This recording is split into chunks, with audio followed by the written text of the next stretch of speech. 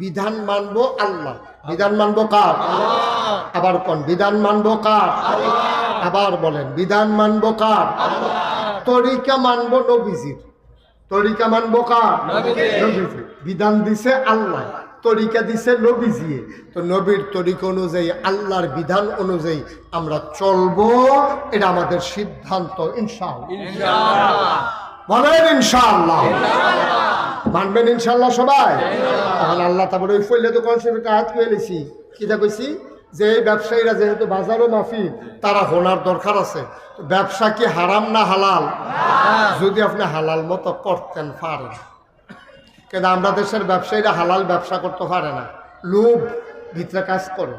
তারা করে কিটা, মুসুরির ডাল 2 জাতের কিনে, সিহনটা মোটাটা কিনে একখানো মিলাইলা। মুসুরির ডাল মোটাটা দাম কম, সিহনটা দাম বেশি, মিলাইলা একখানো, সিহনটার দামে বেছে